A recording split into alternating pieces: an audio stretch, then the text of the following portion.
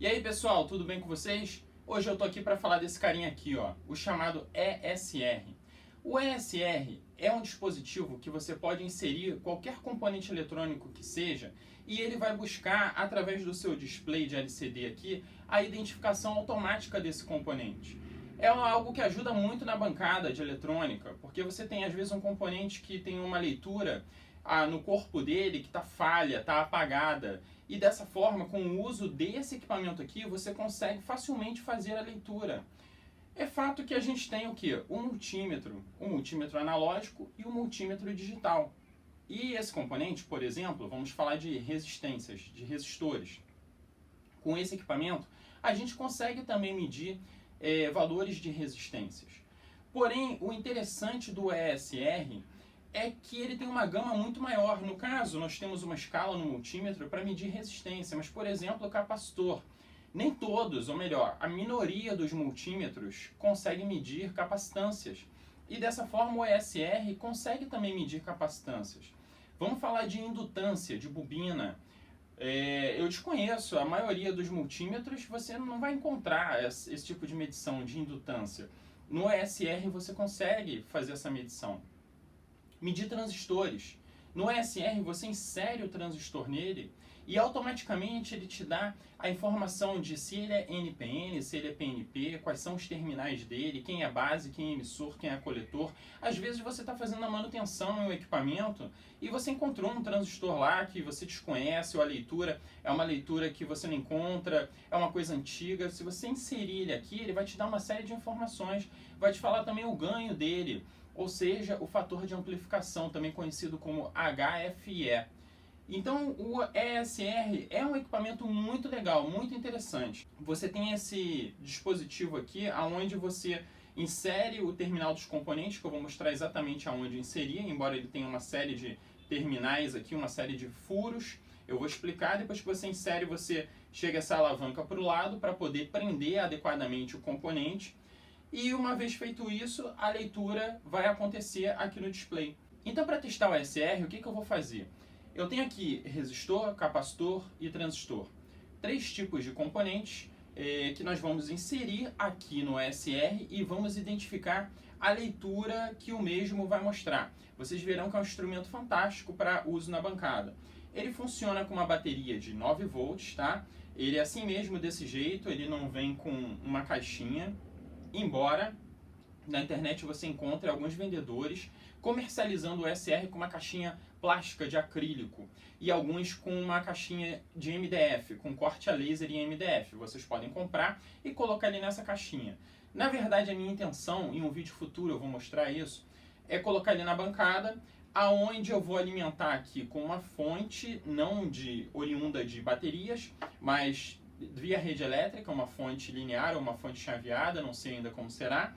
Então agora eu vou colocar a câmera aqui próxima para que vocês possam observar como é feita a leitura, a inserção do componente e a leitura aqui no display de LCD. Vamos acompanhar. Agora, com o ESR em mãos, eu vou colocar a bateria observando corretamente a polaridade, porque senão a gente corre sério risco de queimar o produto. Então, tá aqui ligado. A gente aperta aqui esse botãozinho, ele liga e fala, ó, tá desconhecido aqui, eu não consigo reconhecer, ou então tá estragado o componente. E a partir daqui ele está pronto para fazer a leitura. Então vocês podem ver aqui que existe uma iluminação no display, o que é bem legal, ajuda bastante, e a gente pode ver até no escuro. É um LED que está localizado, um LED verde aqui nesse lado aqui, ele ilumina todo o display de LCD. Vejam vocês também que depois de um tempo sem utilizar ele desliga automaticamente. Isso daqui é o que? Para poder fazer com que a bateria seja economizada. Então eu vou deixar aqui um tempinho, vocês vão ver que é uma questão de alguns segundos e ele desliga sozinho.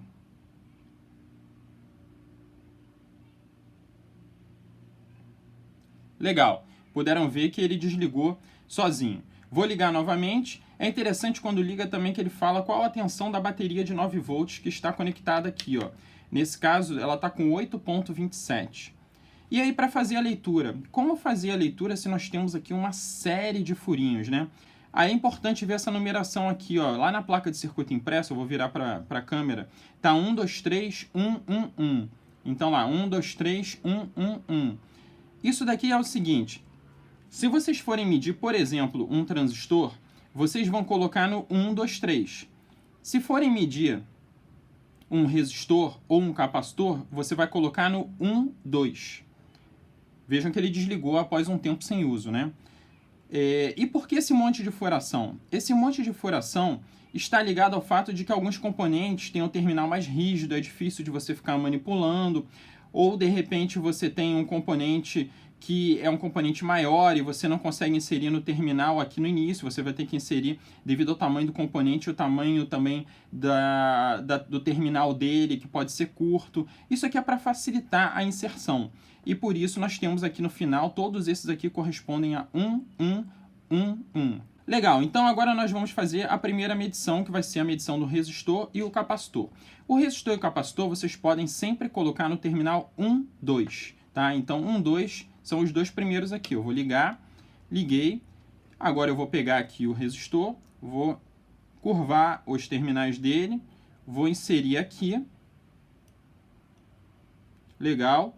Vou colocar a chavinha de lado aqui, travei o componente e a partir desse momento ele faz aqui o teste indicando o quê? Que tem um resistor. Esse resistor ele fala que está ligado no 1, 2 e tem um valor de 88,8 ohms. E na caixinha que eu peguei esse resistor fala que ó, tem 91 ohms. Ou seja, de uma precisão muito legal, né? Até porque tem uma diferença no valor por conta da tolerância também do componente. Então, o que eu faço?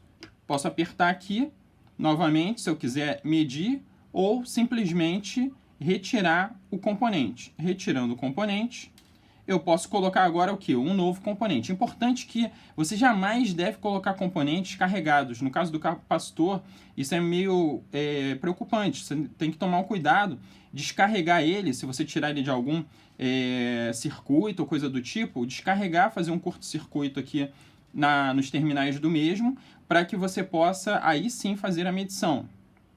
Novamente nós vamos colocar no terminal 1 e 2 e vejam que não importa a polaridade do capacitor. Então vamos lá, liguei ele, vou inserir aqui no 1 e no 2, vou travar, travei. Eu vou evitar de travar completamente para não estragar essa chavinha, tá? Eu sinto que isso aqui com o tempo pode se danificar. Pressionei o botão e aí ele encontrou o componente de 10 microfarads, tá?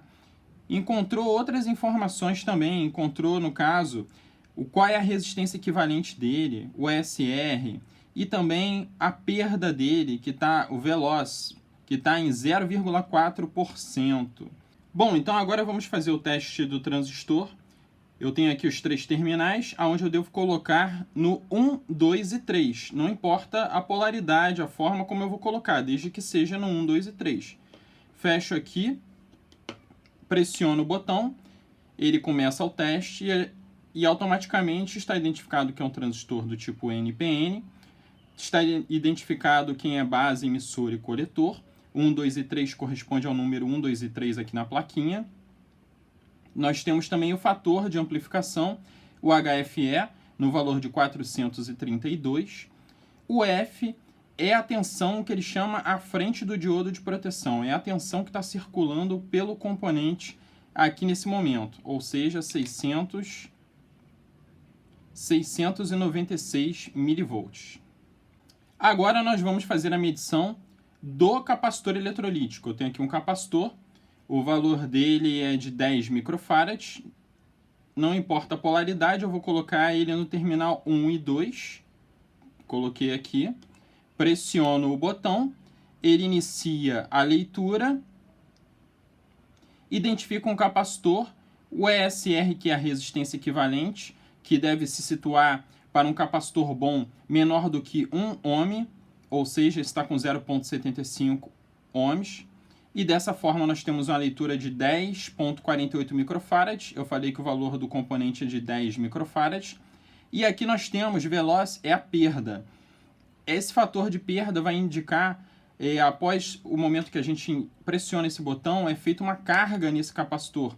E ele indica qual é o fator de perda desse capacitor, ou seja, um valor muito alto de perda indica que o componente já não está funcionando adequadamente.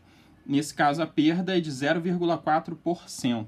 Bom, agora eu vou medir outros dois componentes. Eu tenho aqui um capacitor de poliéster e também um diodo. Vou pegar o capacitor de poliéster. Os capacitores de poliéster e cerâmico, às vezes as pessoas têm dificuldade na leitura e na identificação correta do valor. Ou seja, esse equipamento é fantástico nesse ponto porque ajuda muito nessa tarefa. Então, colocando aqui no terminal 1 e 2, o componente, fechei, pressiono uma vez, ele começa a leitura do componente, identifica que é um capacitor, a sua ESR, a perda, e ele tem um valor de 346,3 nanofarads. 346 é o valor.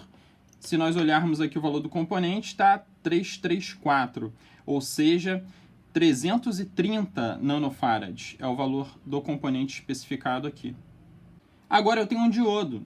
Vejam vocês que eu estou sempre colocando para testar componentes de dois terminais no terminal 1 e 2, mas eu posso também utilizar o 1 e o 3, que é o que eu vou fazer agora. Eu vou colocar nesse diodo aqui, nos terminais 1 e 3.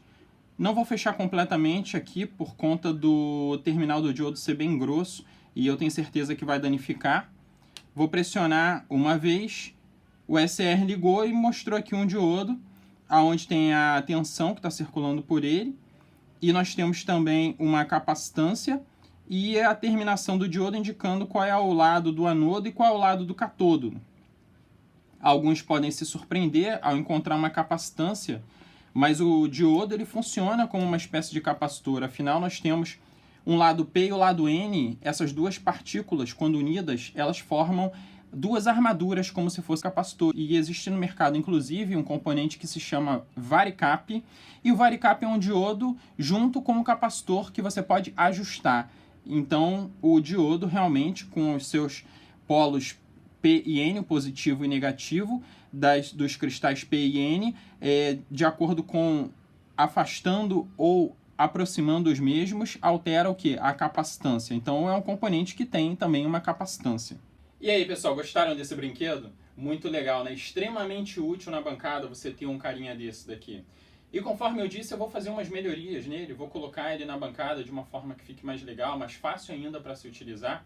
E em breve eu posto esse vídeo mostrando qual foi o resultado, tá? Lembrando só que, mais uma vez, você deve colocar os componentes descarregados, principalmente quando se trata de capacitor, porque o capacitor é um componente que armazena cargas elétricas e dessa forma você deve se preocupar em descarregar ele antes de colocar no instrumento, pois caso contrário tem um grande risco, inclusive, de você levar ele à queima, tá?